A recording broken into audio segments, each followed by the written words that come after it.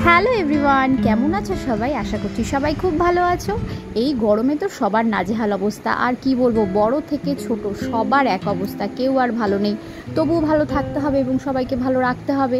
ঠান্ডা জল খেতে হবে, কিন্তু পুরো ঠান্ডা নয়, একটু গরম জল মিশিয়ে, যাই হোক। এবং বেশি বেশি পরিমাণে ফল খেতে হবে, টক জাতীয় খাবার খেতে হবে, আর রিচ খাবার, বাইরের খাবার টোটাল বন্ধ।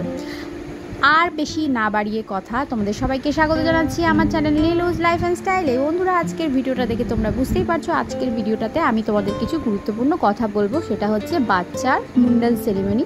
আমরা বাঙালিরা যেটা জন্মের পর বাচ্চার প্রথম চুল কাটি, সেটা অনেক বাড়িতে রিচুয়ালস আছে যে আতুর ঘর তোলার পরে করা হয়। আবার অনেক বাড়িতে নিয়ম আছে যে হাসপাতাল বা নার্সিংহোম থেকে বাচ্চা বাড়িতে এলে তারপরে রিচুয়ালসটা করা হয়। আবার কেউ কেউ এই রিচুয়ালসটা করেন 1 থেকে 3 বছরের মধ্যে, আবার কেউ যদি ছোট বয়সে না।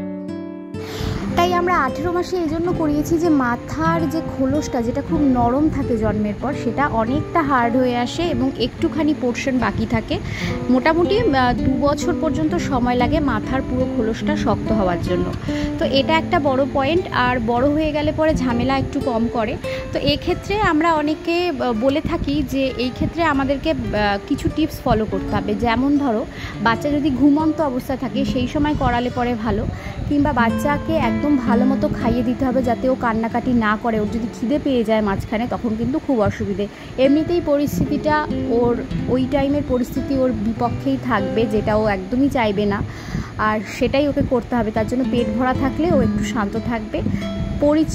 পরিচিত লোকজনদের মাঝখানে রেখে কাজটা করানো ভালো, এবং খেলনাপাতি দিয়ে ওকে একটু গুছিয়ে রাখলে পরে ও একটু মাইন্ডটা ডাইভার্ট হলে পরে ভালো।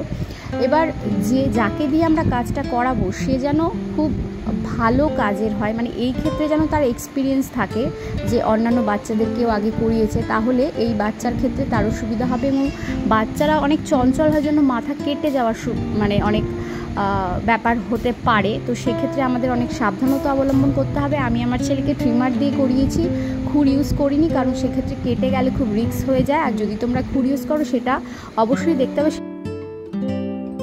এছাড়াও বলা হয় যে প্রথম চুলটা যেহেতু বাচ্চার জন্মের পরে খুব হালকা হয়, পাতলা হয়, এবং একবার হেডটা হেডটা শেভ করে দিলে পরে পরবর্তী চুলটা অনেকটা মোটা হয় এবং আরও ভালো হয়।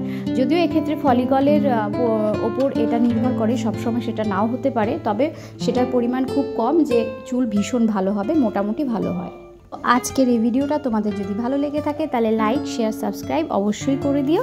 এবং আমার এই যে আমি তথ্যগুলো তোমাদেরকে দিলাম, এগুলো যদি তোমরা অন্য কাউকে বলো এবং ভিডিওটা যদি শেয়ার করো, তাহলে তারাও লাভজনক হবে। তাহলে দেখা হচ্ছে পরবর্তী ভিডিওতে। চলো, টাটা, বাই বাই আজকে।